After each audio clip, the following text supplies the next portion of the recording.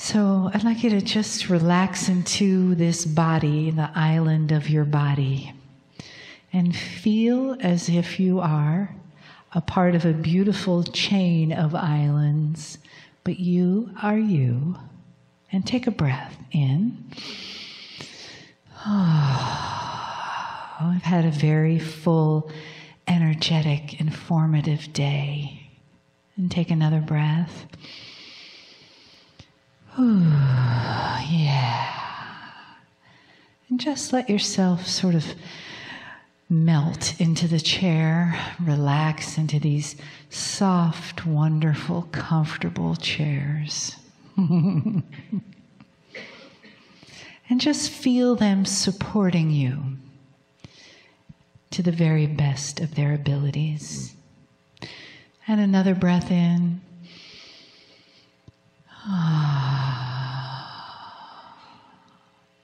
Feel your feet resting on our beautiful Mother Gaia. No matter how many layers of shoes and socks and carpets and concrete, underneath is Gaia, lovingly supporting us, carrying us every step, every day. And the big hug that comes around this beautiful planet from without our galaxy that says, dear humans, you are here. We love you. You're doing a great job. And welcome the energy, the loving energy, the informative energy of our beautiful guide, Kryon. As these words come to you that give us so many treasures and so many gifts. Greetings, dear ones. I am Kryon of Magnetic Service. The real message that I had for all of you was given this morning. But it has to do with the unknown, does it not? That there is a system that you have within yourselves which hides. A consciousness of the body that stands ready to assist you. Should you wish to start a process of what I would call not enlightenment, but of becoming bigger in what you know. Bigger in what you know. That pulls you forward and shows you things, that puts you in the right place if you listen. Now, this is hidden from you. As much is hidden from you. This particular channel, this evening, will not be an endurance event. In fact, it's a fun one, if you want to use that word for myself. Now, my partner doesn't know where we're going here. And if he did, he probably would not want to go there. Because it begs controversy within anyone who is listening, reading. But I've got to say the things that I've got to say. Here is the premise of tonight's teaching. Everything that you judge on this planet comes from the resource of what you know. And that then biases the result of the judgment. Every decision you make about what you find in history, every decision goes through a logic process, an intellectual process, one that is honored, perhaps even the scientific process, based upon only what you know. And that then brings you to conclusions that are often as wrong as they can be. There is no mysteriousness to this. It is absolutely agreed that this is the best you can do. How can you come to any other decisions based upon things that you might not know or be aware of? But what I want to tell you, dear human beings, that in this modern age, in this culture today, you don't know much. You don't know much about what is out there, what happened historically. You don't know about the past cultures who never left you anything to look at. You don't know about the things that you just assume were certain ways because you're using your logic and today's reasoning to judge the past. And so I want to bring up some examples, and this is fun for me.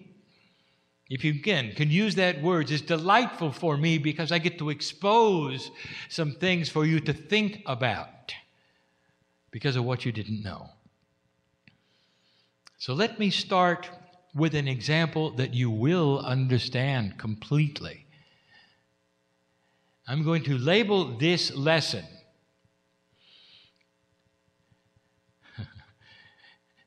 Ancient Energies Frozen in the Past.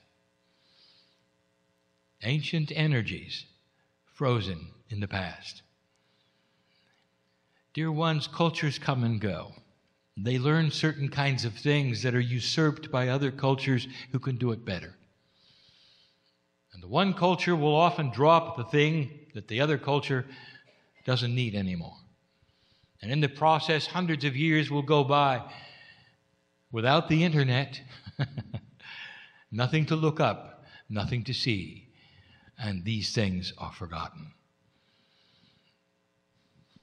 Imagine for a moment you're a caveman.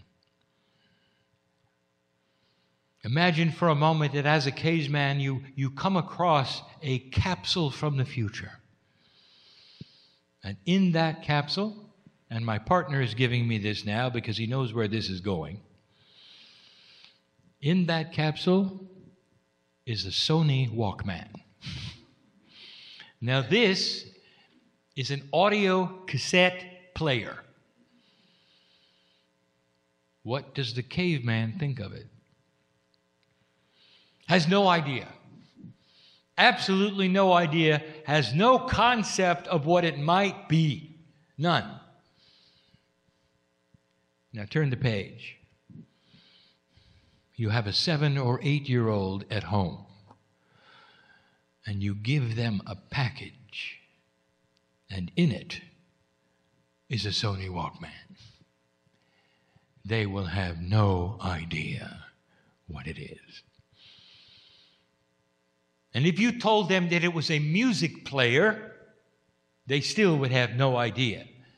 They'd push the buttons, they'd open the case, they would look at it, and there would be a frown. No concept.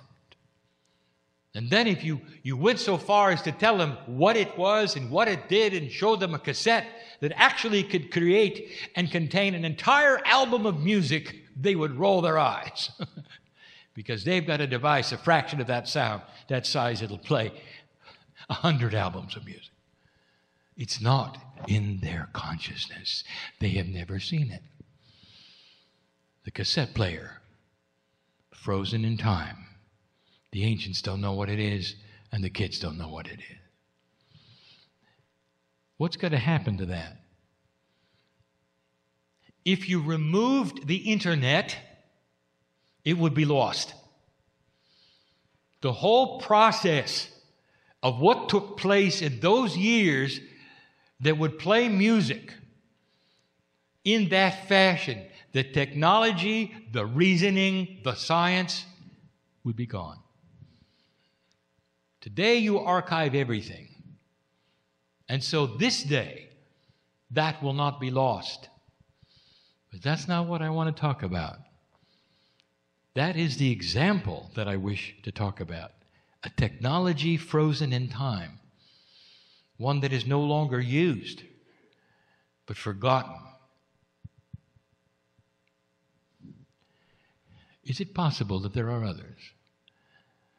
And I don't want to talk about technology now. I would like to talk about processes, cultures, beliefs, what you don't know. Now, your DNA is not working very well, less than 40%. And so when you see certain kinds of things, you're not able to pull on the Akasha. You can't go in and get the truth. You can only make decisions based on what you know. There's a place on this planet where the indigenous have created roads that go nowhere.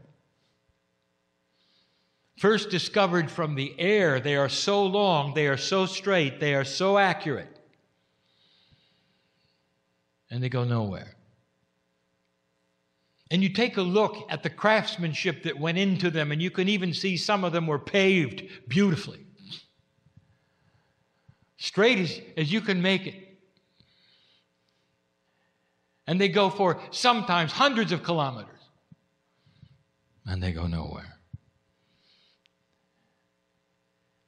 What do you think of that?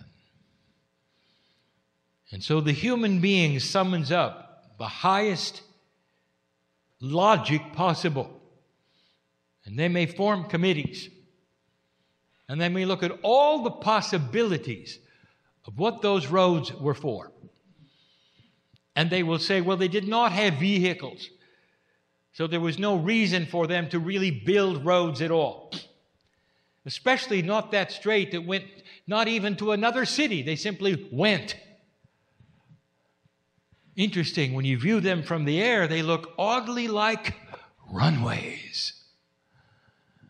Runways. So the next logical thought, because humans have runways now, is that they are runways from the past. The next logical thought is that they exist because something needs runways. What is it? Flying craft. Aliens. Do you see the logic here? Do you understand what I am saying? That you, as human beings, are viewing that culture from your point of view and not theirs. So there is an entire group of humanity that looks at the long roads. We won't even identify them. Created by the ancients. And you will say they were runway. Those from the stars. So I'll tell you what they are. And I'll tell you the folly of what you decided they are. And that's fun for me.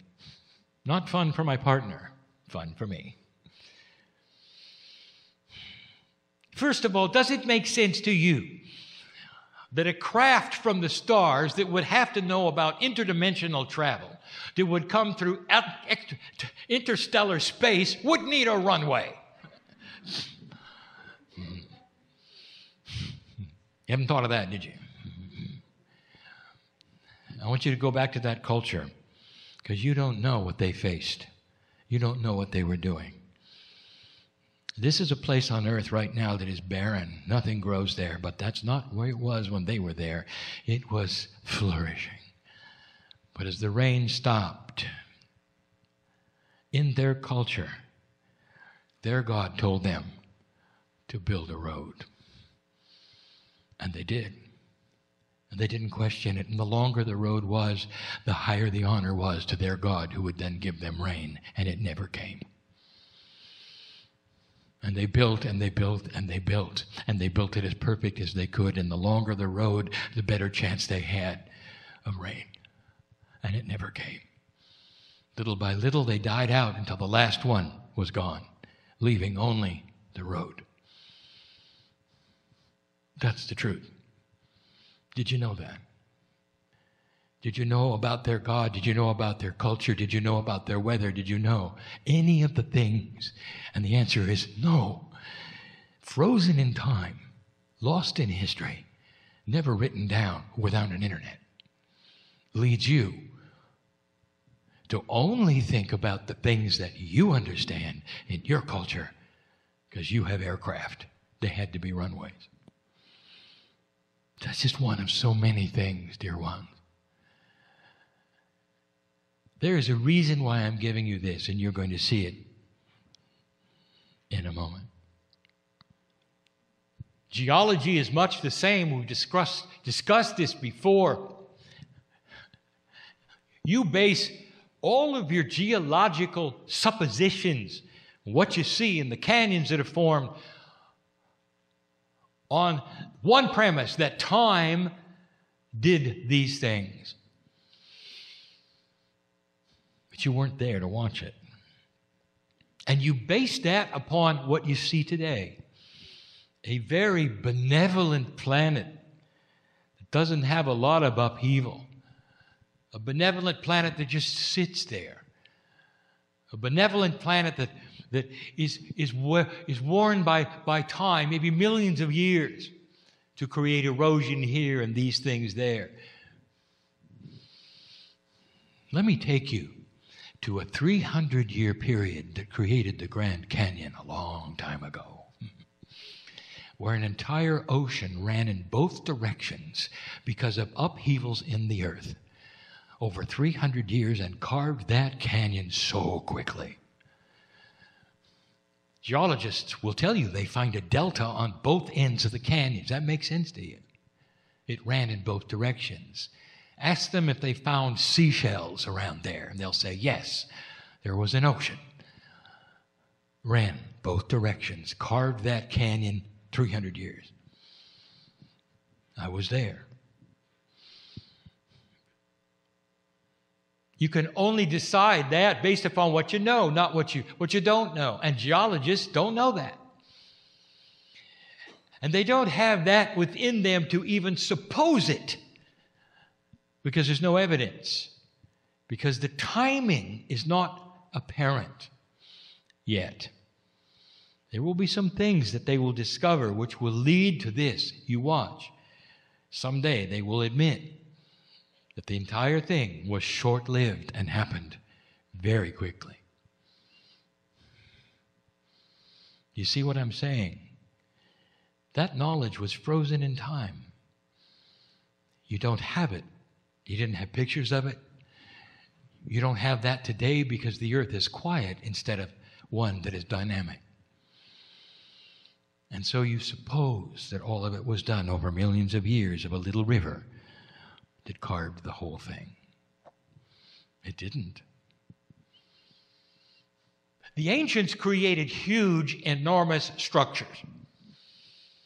They had blocks of granite that weighed tons, taken from quarries a long distance away, building monuments that would seem impossible today. And so you look at them and you say, it was impossible. They couldn't have done it. They didn't have the technology today. There's no way they could have built them without certain kinds of machines. And that is your decision. And so how do they do it? Well, again, they had to have help. They probably had levitation devices from outer space. Now I'm going to break a paradigm and tell you a truth, and you may not believe it. No, they didn't. The paradigm of your culture is everything has to be done quickly and efficiently. I'd like to tell you about their culture. Do you understand that they built monuments to kings who are not born yet? And you know how long they took? Lifetime. Do you know how many men were involved? Hundreds of thousands. Take this block of granite over there. It's fine. Take a couple of years and do it inch by inch. Pull it with sticks and ropes. We don't care how long it takes. Sometimes they were slaves. Oftentimes they were not. They were voluntarily there to help their king, the one who was in the womb of the queen. The one who would have a pyramid, perhaps, or another kind of a structure, perhaps, when he died. And they would give 2-3 weeks a year all over the country. By the thousands they came to pull the ropes, to grease the poles. And what they had that you don't realize was math, a lot of it. They understood pulleys, all the things that you know about today, about reduction of force, they knew about. Clever schemes to slide things uphill very, very slowly with thousands of manpower in order to get them into a place where they could be turned. You think the pyramids always look like pyramids? What do buildings look like when they're being built to you? Do they look like the finished building? Do you think perhaps they had things around them to help? And they did. But it wasn't in your culture, and it's a science frozen in time. Frozen in time. Though there are hints of what they did. Not many. That's the truth. But you couldn't know that because all you do is look at it from the standpoint of what you know. The idea of something taking years, maybe a lifetime, with thousands and thousands and thousands of men involved is not in your consciousness. You don't build things that way today.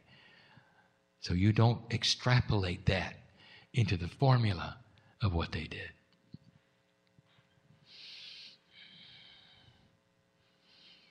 We told you that the Lemurians had temples of rejuvenation on the top of Hawaii. It was one mountain, lifted up by the bulge that took place. There were glaciers up there. That bulge was there for thousands of years. Even before the Lemurians got there, it was there. The mountain of Hawaii is the largest mountain on the planet measured from the top to the bottom, even though the bottom is underwater. And most of it was exposed, pushed up by this bulge of the magma. That magma bulge, very similar to what happened in Yellowstone Park, which is another hot spot of the planet. It is a geological process that happens. It's not a mystery. And it put the mountaintops above 30,000 feet. It's very cold there. And for a very, very long time, it was cold there. When you have the temperatures of minus 50 centigrade, and you have them for many, many, many years, you have something extremely cold. Now, the Lemurians used that super cold technology without electricity, without the knowledge of anything except chemistry. You can extrapolate heat out of anything with certain kinds of chemistry, lost in time, frozen in time, no pun intended. They used super cold technology to create a quantum event on the top of the mountain, and that created the temples of rejuvenation, and they changed DNA with it. They were able to actually manipulate mass through super cold technology. You are just discovering it today. But there are those who would say it's impossible. They could not have done these things without computers, without electricity, and you name it, all based upon what you know today to be your reality and not what you don't know. I'll give you the final one. And that's what we want to talk about. Dear human being, you think you know a lot about health, don't you? You got the most modern science, but there are things you don't know. Can you imagine being part of a health system that didn't know about germs? And then when that discovery took place, everything changed. Can you imagine what it might have been like on the battlefields, even with the best doctors, without the knowledge of germs? No matter what they did, the troops died.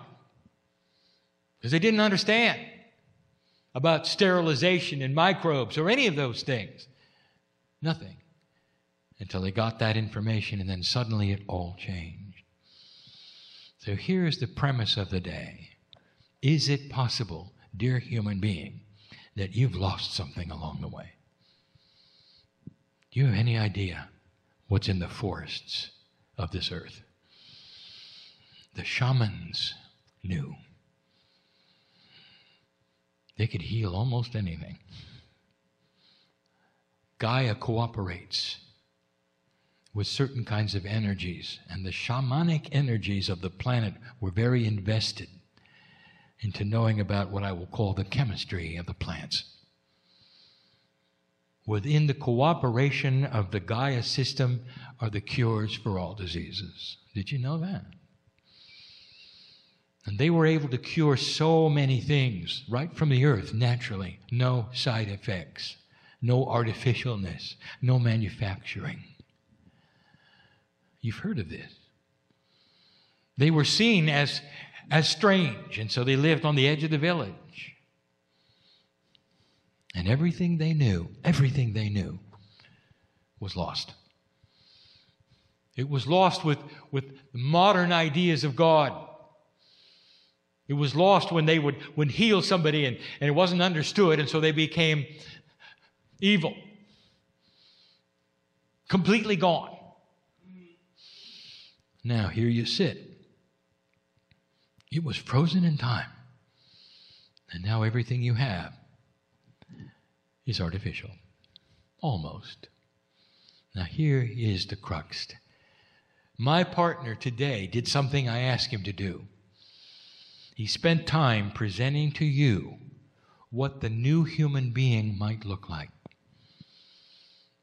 When you start to increase the percentage that DNA is operating at, you start to have the premise of children capturing the Akash, no longer having to learn to walk or to read. And they're doing it within a small amount of time, less than 2 years old, because they are remembering what they already knew. Now, this is new. So let us go to the next step. Old soul, how many of you were shamans? Are you starting to understand this? Coming from the old soul group, in the next 2 generations of this planet will be a remembrance of frozen technology. You'll remember the chemistry that extracts heat. You'll remember the botany of survival. And it will come to you in pieces and parts, and there will be certain ones of you who will become famous for the discoveries that are simply remembering what used to be. The beginning of a revolution, not in medicine, but in the relationship to the forests, will start to occur. And these things will be pulled out of the remembrance of the shamanic energies and information that so many of you participated in. And the biggest difference of why you're remembering it now and not later is because now it's safe. And 3 years ago it wasn't. And that is the difference between then and now. I give you these examples today of some of the foolishness that you see, of the predisposed decisions based upon only what you know instead of what you remember from the past. And that is going to change. The higher the DNA starts to work, the more remembering will take place. And the remembering is going to happen from one specific group, the shamanic group, the old souls, the ones who would sit in a room like this all day long, listening to a talking head on a beautiful day. Why are you here? Why are you here? Because you want to know more, don't you? Can't you feel it? Can't you feel it? It's in there. You know it is. I want you to drop into the core and begin to develop the intuition that you have. Dear ones, the old souls, not the ones who are yet to be born, but the ones who are here, are going to find these things, are going to present these things, remember these things, start to use these things. And it's not going to be opposed. Did you hear me? It is not going to be opposed. There'll be too many of you. It's going to be received very well. It's going to help heal the planet. That's a good message. There is a place for chemistry, for elegant chemistry. There is a place for the elegance of natural solutions. It all can be used together in balance. We always told you that. One will not usurp the other. But it's time to remember how to heal yourself from Gaia, with Gaia, through Gaia. Now you know why it's part of the 9 attributes of the human being. And that is the message for today. One that may be remembered by many, studied by a few. I am crying in love with humanity. I know what's coming. I've seen it before. Don't let the attributes you see around you fool you into believing things are not getting better. I told you that the old energy will fight back. There are so many humans who want to draw it back to the way it was, dear ones. They will not succeed. And so it is.